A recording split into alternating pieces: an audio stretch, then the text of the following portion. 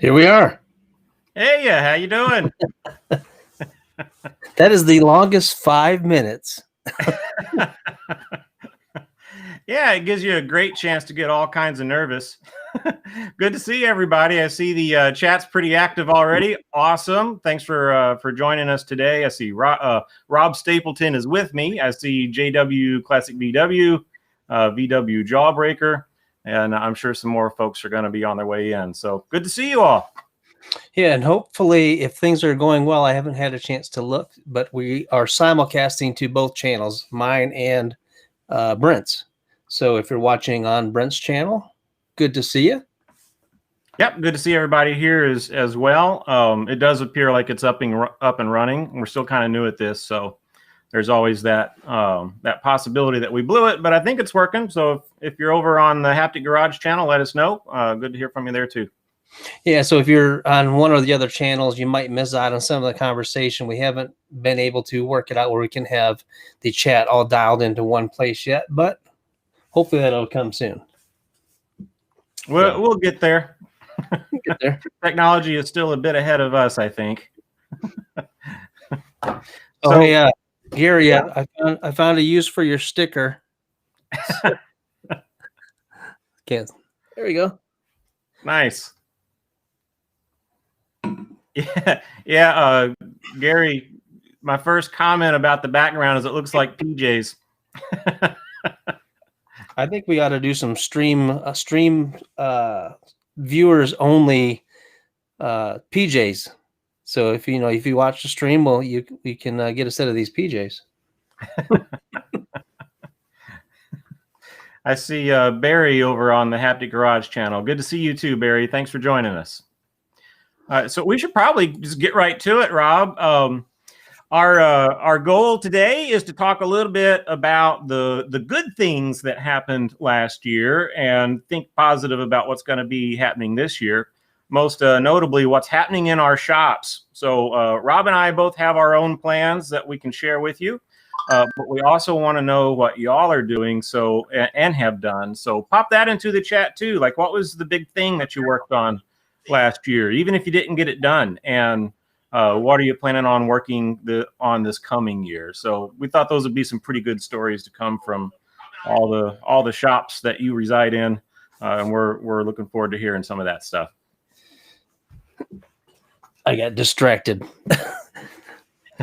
Crazy. I don't know how it happened, but my phone started playing the stream through the speaker. Great. We're new to this. I have no idea how that could even happen, but it did. Question for you, Rob. Gary wants to know, did you get the Beetle? Which Beetle are we talking about? Because there's a couple of them. So I'm not sure which one he's talking about. He might have heard something through inside sources. Uh-oh. Are we giving something away here? No, not really. It's all right. It's all right. So if he's talking about one from a local VW, it says, I don't know. One from one of the local VW parts vendors, I have not. But could happen still soon. Cool. It'd be good to add another Beetle to the mix. Yeah. For me, obviously, I need something to work on that could create content as well. And I haven't had a Beetle in a long time. So I see. I'm bad with names. Breno Carlos Reese, a hug for all the Brazilians. Yeah. Nice. Here you go. We have somebody from Brazil with us. Welcome. I see VW Restorations. He got to join us this time. Last time we did our stream just a little bit too late for him. He's over on the other side of the pond doing all kinds of great work on a bus right now. So if you haven't checked him out, check out the VW Restorations channel. He's got some pretty cool content to share with you too. But he's joined us, so good to hear from you, Restorations. Glad to see you. I see Aussie Beetle, so we're in Australia too. Thanks very much for being here. Always great to hear from you. I hope you're doing well. Glad to see. It says I'm working on my herd, and the 62 Gia was the favorite. I can see why. Those earlier Gias are just awesome. So hopefully you make some good progress in the coming months on that and see some cool stuff. I think Yeah, Australia must have a pretty strong Volkswagen following because we get a lot of Australian viewers. yeah, that makes sense. That's cool. That's someplace I'd like to be at some point to check that continent out. Love to go there. Yeah, very cool.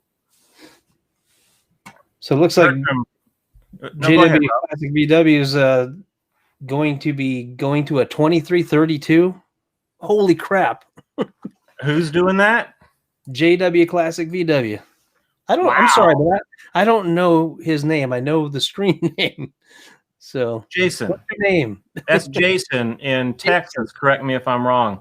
Okay. Okay. Yeah, he's got a monster engine in Goose, his Beetle, and check his channel out as well. Lots of cool content over there. Yeah. Jason, did I hear you say something at some point about a turbo or something a little bit over the top like that for the next engine in Goose? Let us know if I'm just making that up or if there might be something to that. I love a fast car. I tell you what. It wouldn't take too much to make a Beetle feel like it was fast. Yeah, it's true. I haven't gotten a chance to ride in Jawbreakers with his motor, but it's supposed to be pretty good. Yeah, it sounds stout, that's for sure.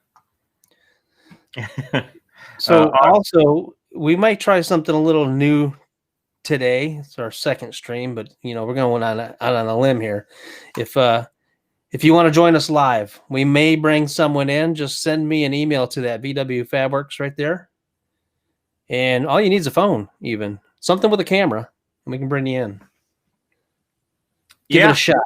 That would be a fun experiment to see if we can make that work. We really don't have any idea on what it would look like, but just be mindful of what's behind you because we are streaming live. This is going out to the world right now.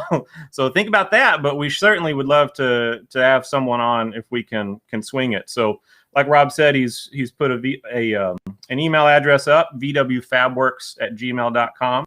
To contact Rob directly, and he can make the rest of the arrangements from there. He'll just be sending you a link that you click on, and you go through the join procedure. So maybe we'll get somebody to join us here, which would be kind of neat. Yeah, and if you do show up, no swearing, just because you don't want to be demonetized. So if you do swear, you got to put $5 in the swear jar. Payable to me. Super chat, basically. So. Aussie Beetle says, put Australia on your bucket list. That's sage advice right there. My folks got to go to Australia at one point and had only great things to say about it. But yeah, that'd be really, really cool. So Jason says his is 300 horsepower, wheel horsepower. Seriously? Ooh. Scary fast is right. If we go back to the other project that Gary Jawbreaker might have been talking about, is basically a Baja, and my goal was to have 300 horsepower, which is kind of hard to do and keep it, not from blowing up. Because I'd be running probably 35-inch tires, so it's going to take a lot to make that happen. But that's pretty cool. It's amazing to think about, configurations like that and similar really powerful power plants that are going into these VWs and compare it to the original design of the VW. Like they were not thinking of this way back when. They kept punching out the stock engine to get to 1600 cc, right? That's like a bored out, I think, a 1300. The cylinder walls just kept getting thinner, and they stopped there at 65 horsepower for the Type 1 power plant. So to see those engines from that original design making this crazy horsepower, it's pretty amazing.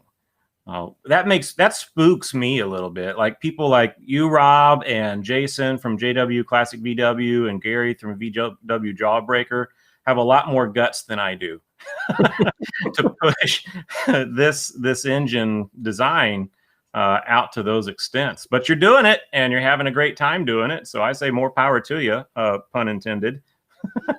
It's just kind of amazing to see all that take place. So Gary, Jawbreaker, is yours 300 horsepower? Do we know? We had to be nice to you last time because it was your birthday, but now we're putting some pressure on. Tiny with CES says exactly what I've been thinking. I don't have the money that it costs to get the transaxle that can hold up to 300 horsepower. That's the biggest challenge for me. Yeah. You look at a VW transaxle and it's kind of small. There's not a lot of room for beefing those things up. And I believe they have a magnesium case too. So yeah, they can only hold so much force. Yeah, especially when you add big tires. Yeah. Yeah, that would put quite a load on it too. Barry asks, what's the largest jug you can put in an engine before you start to see light through the walls? I'm going to say, what is it, the 87s or the slip-in 88s? That's probably about it. Those are pretty thin themselves. It's like a razor blade. But yeah, great question. I know it's in jest, but good question. So cool. It's cool to see some of your responses coming through and what you've been working on and where you're going. So keep that coming for sure. Maybe Rob will see somebody pop up on his email at some point. I'm thinking maybe we go ahead and move into our own personal plans and histories here. Rob, do you want to go first or do you want me to go first? No, go ahead. All righty. So what did I do last year? Well, if you know about the Haptic Garage channel, you already know the answer to that. We got the bus in March. Honestly, the day that the whole COVID lifestyle that we've been living, terrible term for it, but the way we've been living with this pandemic and so on, it started on a day that I can identify. It was my last day at work in the old sense, and we transitioned over to operating a little bit differently after that. And it's also the day that I made the phone call to purchase the bus. We threw some numbers back and forth and made a deal on it. And so that's when the project started, and that became the first episode of the Vandemic series. So was working on that all last year. What I'm looking forward to this year is wrapping that project up. Rob, I think you have some pictures of a few of those things from Vandemic. But at any rate, yeah, I want to wrap that project up. It's not going to be called Vandemic in the future. It's just the bus right now. But I want to have that thing on the road. It's continued to move very well, and I don't want to give too much away here. If you're watching really close on YouTube, you might have seen some giveaways, but we're gonna wrap up the series on the channel and then move on to other things. And that kind of brings me to the second half of the topic today. And that's, all right, well, what do I want to do this year? Lots of things, more than I think I'll ever get done. But the stuff that I think is pertinent to our conversation today is, well, I want to experiment more with this live stream and some other video formats. And I also want to keep doing what I've been doing, except move back to the Dweezil project. So if you've seen that on the channel, you'll notice I had started that project and posted, I don't know, 4 or 5 videos of the build of Dweezil, a Baja bug. And we're a little deeper than the videos reveal, but I want to pick up where the project left off and get everybody caught up on that project's progress, and hopefully this year have that Beetle on the road. And I'm pretty excited about that. I'm having a ton of fun with the bus. Don't want to take anything away from that, but pretty excited about it. Check this picture out that Rob has up there. If you could go back one, Rob, that was when Dweezil was just as cut down as the car got. Here's a good shot of the pan, but I did a lot of things all at once on that car. The front clip had been Baja-fied, if I can make up a word. And there wasn't enough left even to put a proper Baja kit on it. It was just so smashed up. So I had to put a new front clip on it. And what worked for me was to, there's the shot right there, was to find the remains of a Beetle that a guy had made into a trike. So if you think about what goes into a trike, you don't need the front clip at all, right? All the rear end of the car is what goes into a trike, some portion of it, right? Sometimes they keep some of the body, and a lot of times they don't even do that. But I got the front clip off of a 69 Beetle and grafted it on to the front of Dweezil to complete the body. But at the same time that we were moving A-pillars around and all that stuff, we were doing the pans and the heater channels. And while I wouldn't advise somebody to do all of that at once, it did give me the opportunity to make sure that everything aligned exactly as I wanted it to.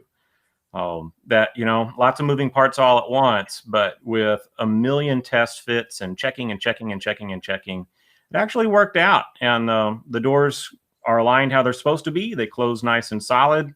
The body of the car feels solid, and I'm ready to finish up all the body work. And that's really what's next. So that's where we're going with Haptic Garage, is trying to bring content to you a few different ways this year and wrap up the Dweezil project. And I couldn't be more excited about diving into all of that. So pretty cool stuff. What you got, Rob?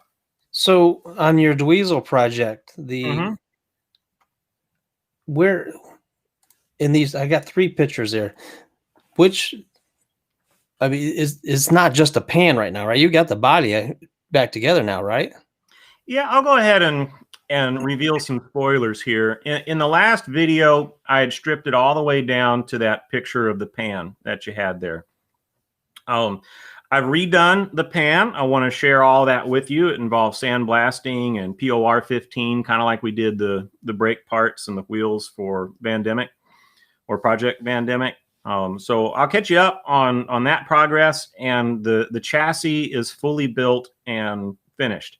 In fact, if you go back far enough in the series, you'll see a romp around the yard in the Beetle before I tore it all apart. Well, I've gotten to do that with just the pan. So the pan is all put together, suspension put together, and it's ready to go. Brakes work great as far as I can tell. I mean, it's pretty light in that state, so the brakes haven't really been tested. But yeah, it's a running and driving pan. And so next up, in real time here, is to finish all the body work, and I'm going to have some fun with that because I want to change some things. I want to do a few mods and take a little bit of artistic license with the body. Should be cool. Well, hopefully you had cameras rolling when you drove the pan around. I did. Took a couple of friends and neighbors for a ride in it too. Is it really in it, or is it on it? Oh, what's that? Oh, on it. Yeah. Yeah. Yeah. Like a 65 horsepower skateboard. Yeah. Very cool. Yeah. So that's been a lot of fun, and I'm looking forward to doing some more of it and sharing it with everybody. Well, what takes most of my time, and I'm kind of feeling we're getting a delay on the picture, so I don't know when they're coming through. But for me, I don't know if you can see that yet, but it's been all last year and a couple of years before. There's been this Ford Bronco. So can you see that yet, Gary? I mean, see it now. Right? Yeah, I see it now, and then there's a delay getting to YouTube, but they'll get all that at the same time. Right. So this is about the stage it is in right now, but it's been a long time coming. So all last year, we got pretty far with it. I say we, meaning me. But after, I had a goal of being done with this thing by December 25th, Christmas, and missed that by a long shot. So, so hopefully soon. I'm into the final stages of it now, wiring and AC, stuff like that. It's been a long time coming. I got some pictures, some stuff I showed you yesterday, Brent, but just some fab work, some metal work. This is a bracket for the control arms or the radius arms. Just kind of made them my own, TIG welded them all up.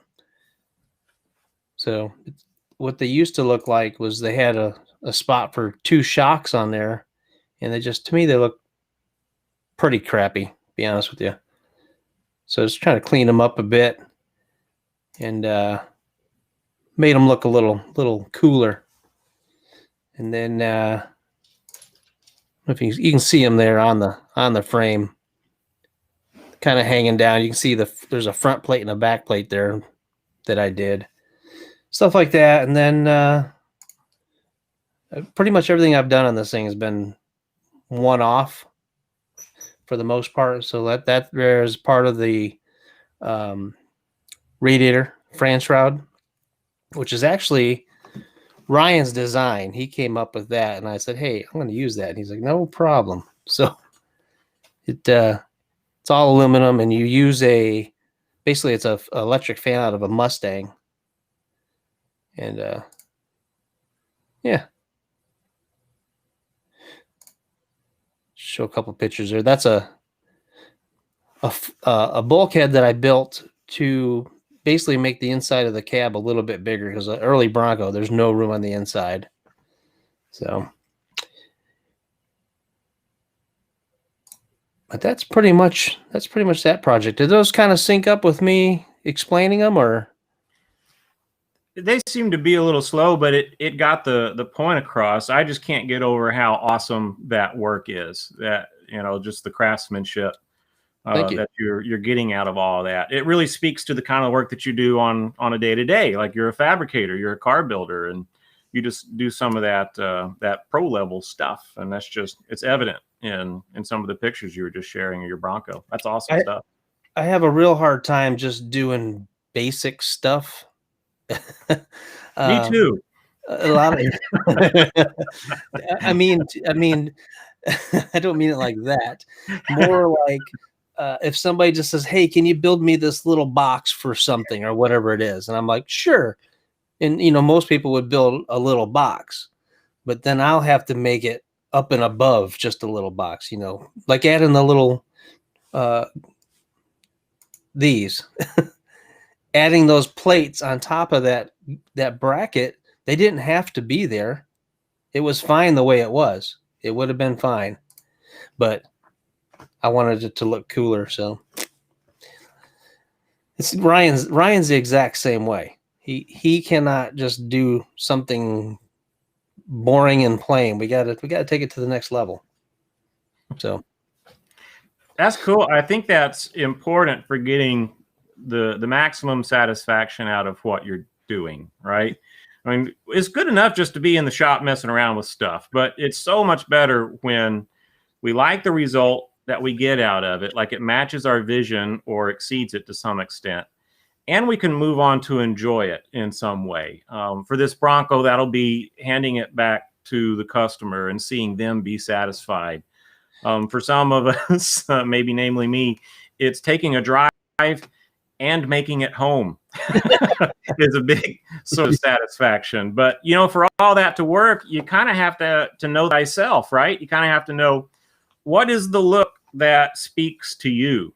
For me, it's always been a vehicle that looked used and maintained, right? Not used up, not neglected, but I like the look of a wrench mark on the fasteners, right? Not a rounded off fastener, but one that I know that that's a part of the vehicle or the engine or whatever it is that's been attended to. And that, to me, has its own look without having to go out of your way to create a look. But I think for a lot of folks, that's the way to get there, right? Is to have this vision of a look that you want to create and then somehow pull it off. Like those brackets that you were just showing us, they have a look and they contribute to the overall look of the vehicle.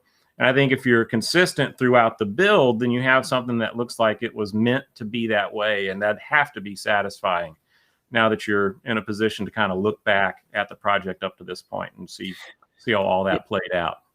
Yeah, there's some builders that I can look at their I can see a car and I can say, I bet that was built by so and so. Like there's a lot of things that Ryan does that I'm like, that's Ryan's style, and he's doing it on the Winnebago project. Which, by the way, the Winnebago project, the next one in the series 5, is going to premiere immediately after this stream.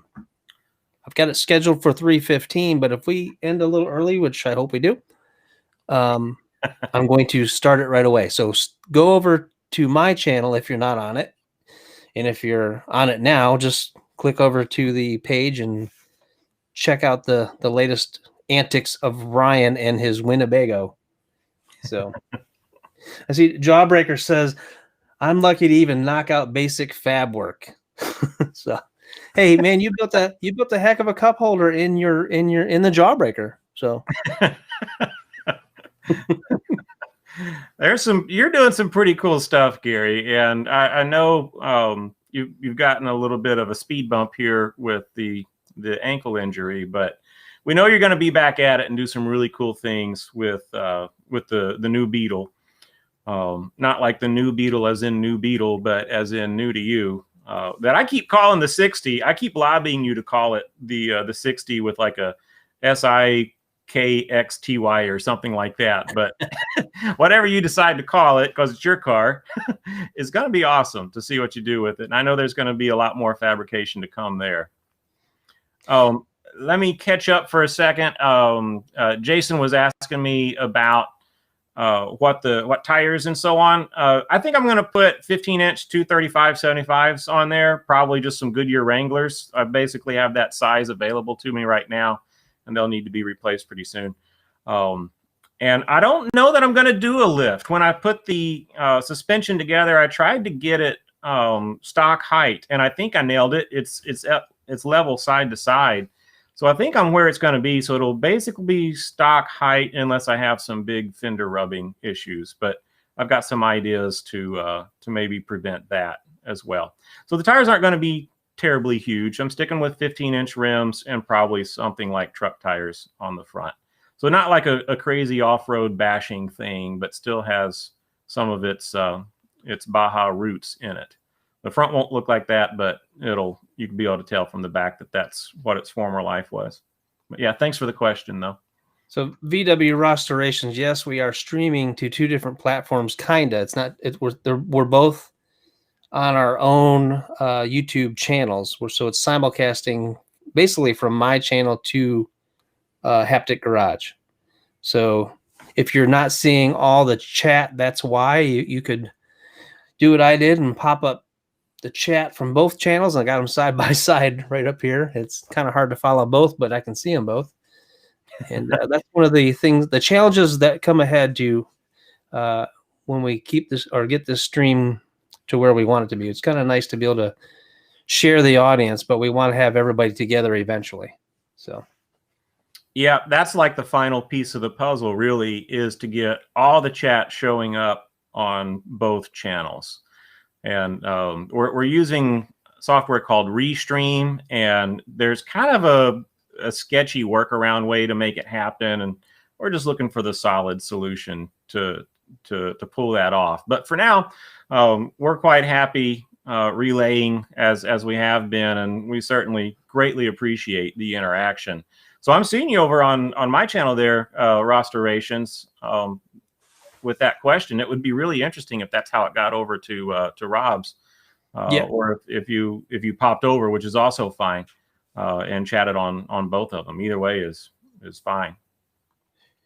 Yeah. So JW Classic VW Jason says, I can't wait to get a real welder. What kind of welder? I mean, if you have a welder, it's a real welder.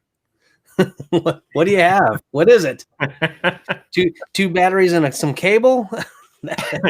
I've heard of people using a car battery and a coat hanger to do stick welding, but I'm not sure I would recommend it. I've done it. It ain't pretty. I bet it wouldn't be. I've got a MIG welder. It's like a spool gun that runs off batteries. Whoa. Yeah, it's pretty cool. I never use it, but if you were, a Jeep guy, say maybe me in my former Jeep life, you could take that with you on the trail, and if you break parts, you can weld them right up. Now, if you were out somewhere and got in trouble, that would be worth its weight in gold. Mm-hmm. Or if you wanted to weld somebody's doors shut for a prank or something, yeah, anything. Jason, the thing about your situation that's inspiring to me, well, one of the things is what you're doing in that space. Um, uh, you're really accomplishing a lot with the amount of space that you have there, and it's pretty cool to look at what you're using to get it done, and then to see what you've accomplished with that car. It's nothing short of amazing. So it's pretty cool stuff. So coming from there really makes you appreciate each little upgrade. I know that's the way that it plays out for me too. So it'll be cool to continue to see what cool things you do on your channel with the car. So I've watched some of his videos, and I feel his pain because I think he's in Texas, and it is hot there like it's hot here. Yeah. And when it's hot, it's no fun making videos when it's hot. I tell you. Ooh. I'm going to do some welder. Get an ace air conditioner for your garage. Yeah, wouldn't that be nice? I'm going to do some catching up here. I heard from VW618. Good to hear from you, man. He says that he got the body off the pan last year on a 69 bug, and then 2021 he's going to continue doing some upgrades, including disc brakes and an air ride. So it's going to look really cool too, and it'll stop, which I hear is really important.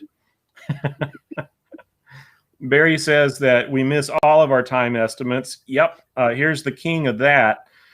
Things take 2, 3, 4 times longer than I ever would guess that they take. So if you can relate, we have some camaraderie. What do they call it? Solidarity in never being able to estimate how long it's going to take to do a project.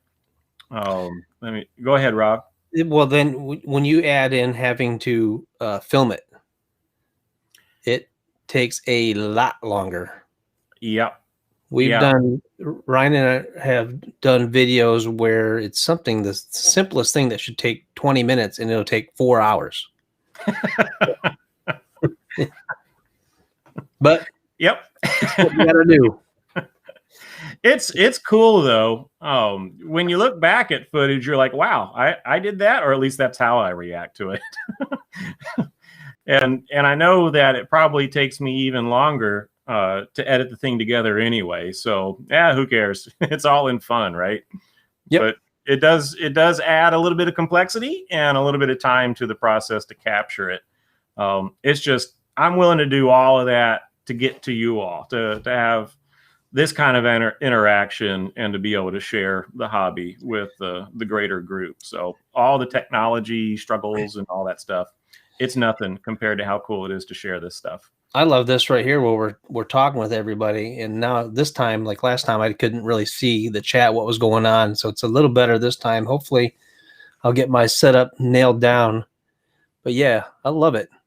And if, again, if you do want to join us live and be the first one to be a guest, send an email to vwfabworks@gmail.com and let us know in the chat that you did that so I can go check. Yeah, cool. We were hearing from VW Nut 1967. Good afternoon to you as well. Always great to see you. And thanks for the shout out, the pitch there for everybody to hit the thumbs up button. So thank you, VW Nut 1967. Appreciate your support and having you here with us. Backyard Combi says, how did you start your car hobby? That'd probably be a good question for both of us, Rob. What age and what was the learning process? So I think I mentioned this a little bit in our last live stream, that it was kind of Legos for me and coaster go-karts. If I could find the wheels off of a lawnmower, a bicycle, whatever, I would find some scrap wood and fashion together some kind of a coaster go-kart. And I lost count of how many of those things I built. And they were all death traps, but they were a lot of fun. So that kind of gave me the on-ramp to the car hobby. And as soon as I could find something with a steering wheel on it, I was all about it. It took me a while, but I basically had to turn 16 and get a license. But I got there, and let me see. What was the learning process? Yeah, trial and error was the learning process. My dad did a wonderful thing for me in not telling me no. I'd mess around with his tools. I'd lose some of them. I'd get into all kinds of trouble in my pursuits, but he let me do it. And that was an awesome, awesome thing. And so my learning process was trying to imagine an outcome and then trying to make it happen. And it wasn't always that great of a result, but that process continues today, and I'm able to do errands in an old car. And I just really like being the guy that can do that. So whatever learning process works for a person in what resources they have and what talents or lack of they may have, that's the way to go. You just never lose sight of the dream to be the one that can work on a car and have it continue to run and drive to your satisfaction. Yeah, I think for me, I mean, I don't remember ever not being into cars. I mean, from, Pinewood Derbies and whatever. We growing up, we had a gas station, which was basically a service station. They sold gas to and all that, but always been around cars and really didn't get really into it until probably high school. And we had our high school had the vocational auto mechanics class, which was a 3-hour class every day. So got to spend a lot of time and learned a lot there, and that's really what got me more into it as opposed to being an enthusiast. Started actually really working on stuff. Tore my first motor apart in that class, so it was pretty cool. Got to learn a lot. That was something I hope I didn't misunderstand you, Rob, that you had a class that you were able to be a part of in school. Is that right? Yeah. I was catching up on chat at the same time, so forgive me, but that was something my high school did not have. They had quite the sports team, but not a lot in the way of auto body and that kind of thing. And I sure hope that starts to come back if it hasn't already. Man, there's some really great opportunities for folks. That shop we had, it was like a dealership. So we had all the latest and greatest tools, and you could work on your own stuff there. Sometimes you could bring it in and work on it during class or after class, if you had a project. So I think last stream we talked about my first car, which was the 1979 Ford Pinto wagon. So I don't have a picture of it, but and the way you say it is the funny part.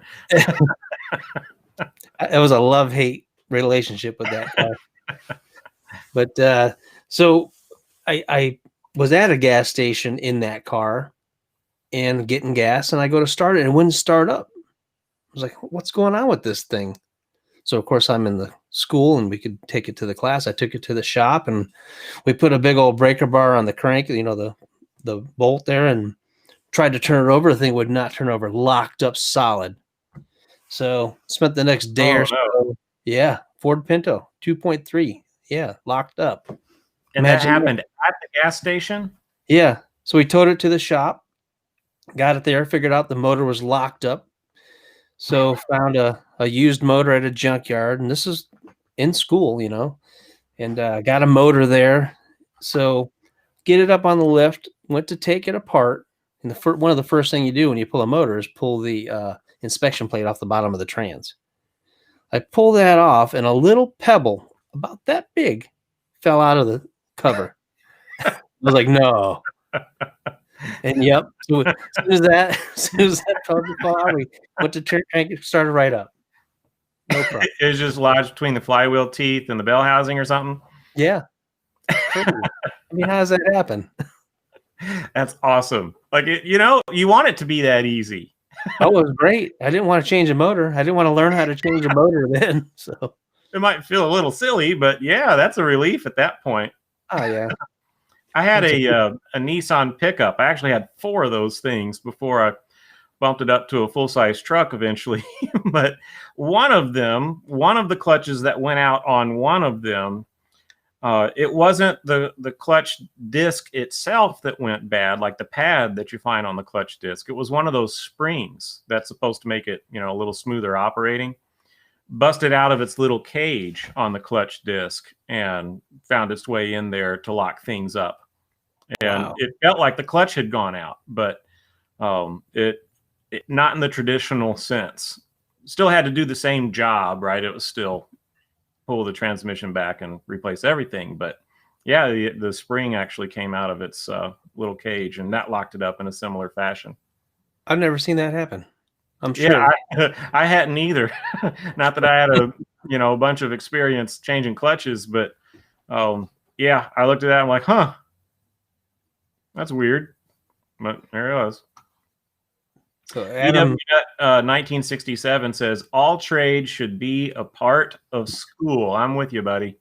I think that'd be a great thing for some of these vocations to make their way back into high school education and beyond. So I hear you. in junior high or whatever they call it, wherever you are. And at junior high, I mean, my first year, 7th grade, I had a woodworking class, which, I don't work with wood now, but it's nice to know some of that. But after that, I mean, I had metal shop and learned how to, braze and all that stuff. So when you can weld or do anything, or even the wood stuff, it can save you a lot of money down the road, fixing stuff yourself. Yeah, it would signal to me that it was okay to be handy again. So not just the things that we're into, but the other trades too, like plumbing and electrician work, and you just mentioned carpentry and masonry and so many other trades. It's a point of pride for someone who knows how to do something that's of value to others, and that really works well when you can figure out how to provide that value and capture that value and sustain the vocation. That's called making a living, right? Yeah, I think, and if you learn even if you're just a plumber or whatever you are, you kind of get some technical savvy about you when you learn things like that, so you can do other things. Like, I'm not a plumber, but I could change a toilet if I had to, because I know how to use a wrench. So Yep. So yeah, and I had to over Christmas, by the way, which I don't want. I changed one Yeah, plumbing's got to be my least favorite thing to do, but I know enough about it to really respect the pros. Yeah, I tried to call him in, but it was Christmas Eve and nobody was coming out. Yeah, you don't want to be thinking about a toilet on Christmas Day. No, no, it's terrible. It's quote of the day. So Adam says he's embarrassed to mention all the unfinished projects. 2021, first things first, he wants to put the nose and the cab floor back on the 76 Westie. Well, I think you're going to get it done, Adam. So very cool. Do it right. Take your time. Make sure everything's lined up nice, which I know you would have done anyway. But I'm rooting for you, and I think by the end of 2021, your Westie will no longer be noseless or floorless. It won't be the Red Flintstone Westie anymore. So that'll be really cool to see you get that done. Backyard Combi asks, Brent, do you have a history with radio or film? And he's complimenting about the episodes. Well, thank you for that, Backyard Combi. I really appreciate that. Not really is the answer, but there's a little more to it. As far as radio is concerned, I did a non-commercial thing for a quarter or two in college with the college radio station. But after all of that, after college was over with, I got into audio. So I've got an audio engineering background and a lot about electricity and electronics in the 20 years or so that has passed. So I've been around production. I've got a lot of great coworkers that do live events and studio recording and that kind of thing. And some of their wisdom has rubbed off here and there. The biggest thing that goes into these videos is time. I'm not fast at it. I'm really, really slow. If anybody's wondering, the next one's on the way. I haven't changed over totally to live streams or anything. I'm really loving this, but the next episode of Project Vandemic is coming up very soon, and I want to follow it up with another one after that within a month or so. But thanks for the compliment, Backyard Comedy. I really appreciate that. Pretty cool. And I like to call Brent the Tom Bodette of the Volkswagen YouTube world. We've joked before that the tagline would be, I'm Brent with Haptic Garage and we'll leave the shop light on for you. You got to put that, you got to start putting that at the end of all your videos. Yeah. That'd be funny. We get a hello from Belgium, from Davey Boskart. I hope I've said your last name correctly, but hey, welcome. Good to have you with us, Davey, all the way from Belgium. I have a dear friend that lived in Belgium for a little while. I'd like to go to Belgium. I like to go to a lot of places. Travel's awesome. Yeah. It's kind of hard right now. Backyard Comedy says, yeah, he's totally Tom.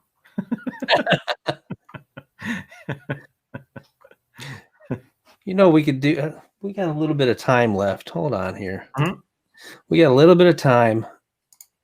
And speaking of your channel, I went back in the history of your channel. I think I've told you this is one of my favorite things on there, but is something about to be sprung on me here? Should I be nervous?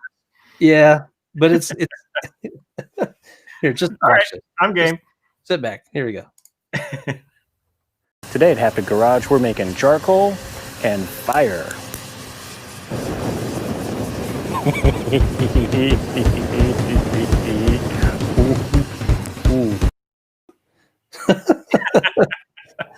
I love that your laugh. You're like,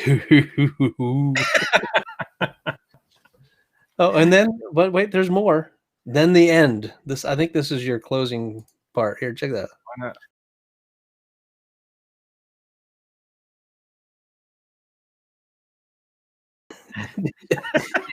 Did you scratch your underarm? I did, like, you know, like an ape. I love that episode. It's great. It actually has historical significance and current significance. First, it was the first thing that I uploaded. At that time, I was thinking, okay, and you know my channel trailer, which is terribly outdated right now, it was, okay, we're going to do camping and outdoor cooking, which is what Making Lump Charcoal was about, and working in the garage on an RV, and yeah, there's a VW here too, and right? Because all these things, and I've, you know, obviously focused quite a bit on VW right now. I would like to bring some of those topics in the future when it makes sense too, but that was the first thing. That was the first video that I completed. I was happy with and put up on the channel. And today it normally outperforms all the other videos that I've been putting up, which is a little perplexing because that's not the direction of the channel. But when I look at the list of videos and what the views in the last however long is and so on, a lot of the times that that lump charcoal video is at the top of the list. So yeah, can't argue with it. It's fine. Hey, it's got to be what helped you figure out how to do the smoked bacon that we had, VW Jawbreaker and Ryan and I, and enjoyed it a couple years ago at Bug Jam.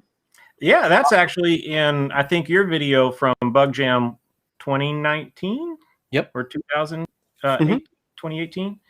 But yeah, you featured that. You were doing a pretty cool, like, what's the nightlife like at Bug Jam? And that was one of the segments in there. We made some smoked bacon in that little propane tank smoker that I carry around on the camper.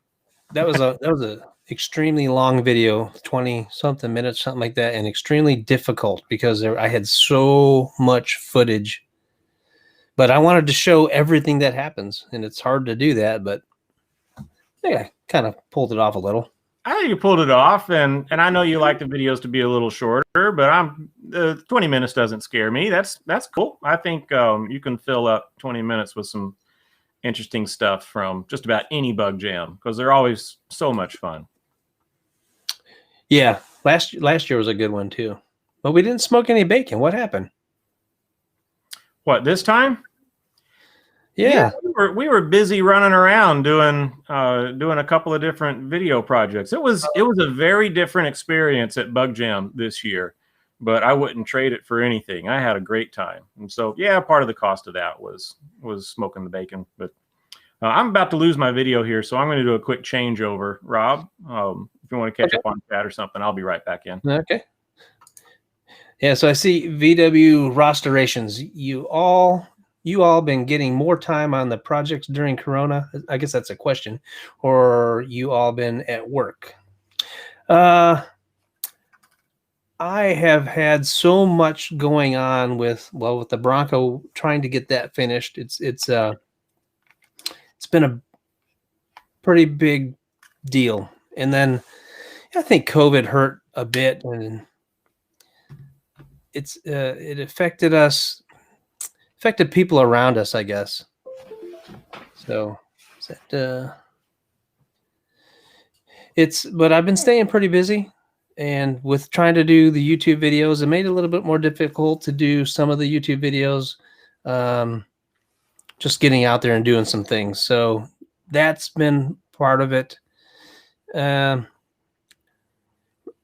has been extremely busy. So as far as, doing YouTube stuff with Ryan, it's been a little more difficult because you should see his shop. I mean, it is jam-packed full of stuff. So, but yeah, it's I don't think COVID has really hurt much. It's just being busy in general. So, are you with us? I can see. Yeah, I'm back. I didn't know if he could hear you.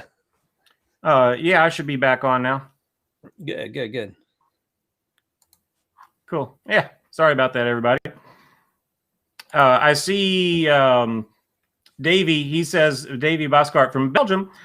He's saying he might buy a Type 2 bay window soon, which is pretty cool. Yeah, so I hope that goes through for you, man. That'll be an awesome project. Maybe it's ready to go. I don't know, but I like the bay windows, right?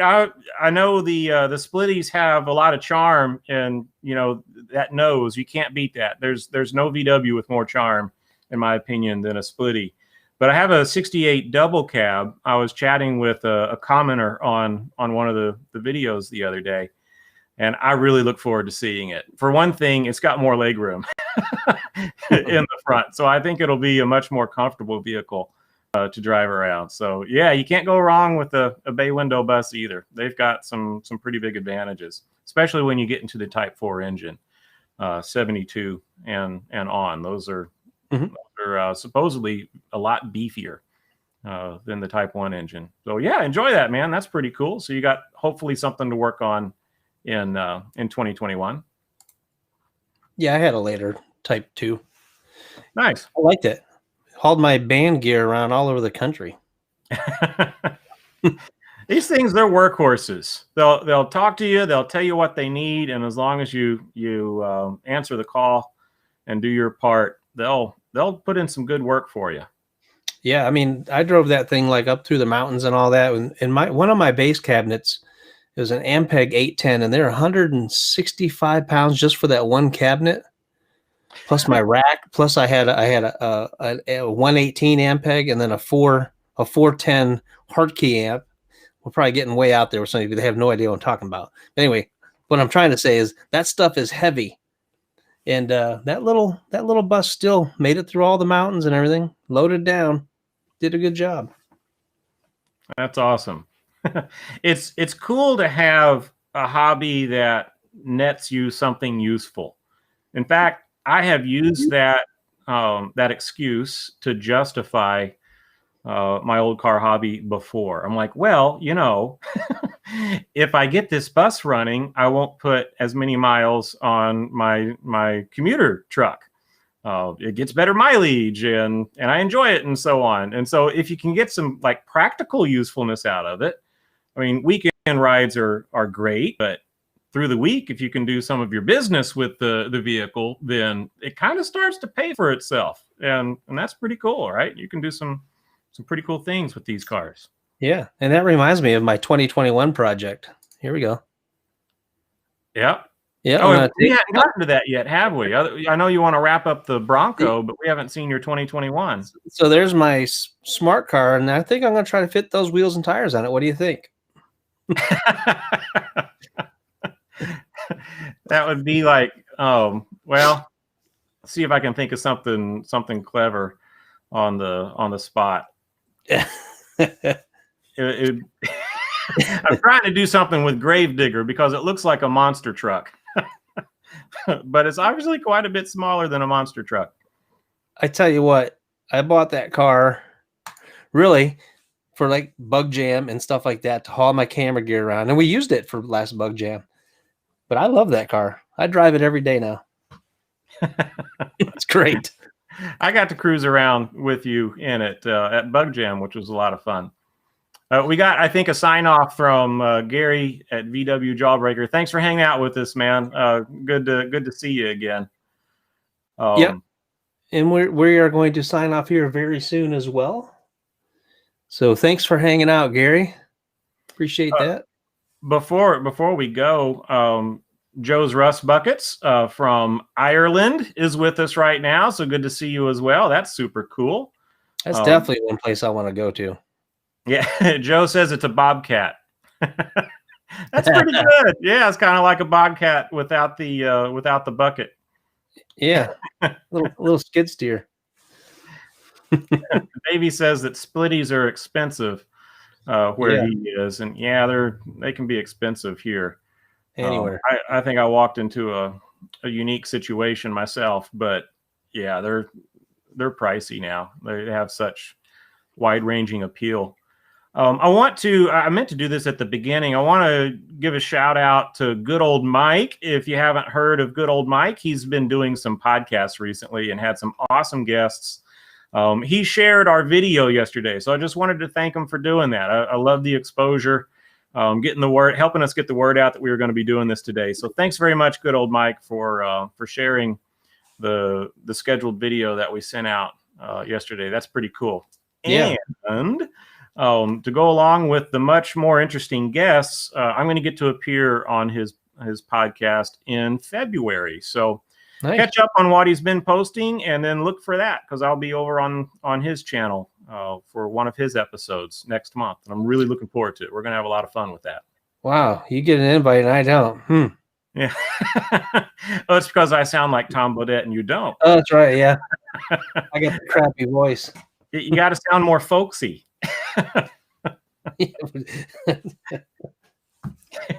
not even gonna try. I'm just gonna try, but nah, ain't worth it. So, we got anything else, or we're gonna try to keep this under an hour? We're close. We're pretty much right on the mark. Yeah, I'd thank everybody for being a part of this. It's super cool to see people showing up again. Like, who would have thunk it? It's fun. It's interesting because it's like we're trying to have a conversation with people who are just texting in front of us, but it's fun. I want to get them if next week or when the next one, hopefully next week, we'll get some guests in here. We got some regular guests that are going to show up, but I'd like to get some of the people in the chat on. So save that. Where did it go? Save that email. Yeah. And there it is. And Ryan, if you're watching, we missed you today. So we're going to get Ryan on here at some point. I'll just go ahead and put that out there. So I imagine it will be after the Winnie is, after the rear of the Winnie is done, which is getting close. And by the way, don't forget, as soon as we're done, check out the episode 5 of the Winnie build coming up. Premiering live. We can go over there and chat. We can continue the chat over there. You're doing the premiere, I think, right? Yeah, over on my channel. So if you're watching over on Rob Stapleton's channel, so make sure you go there as soon as if you're not already there, as soon as our stream is over here in a moment.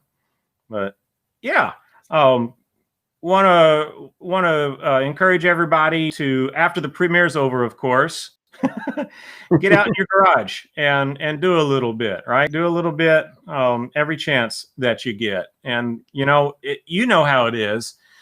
Even if you force yourself to get moving and do some stuff, you're tired after a long week at work or whatever, us hobbyists have to deal with.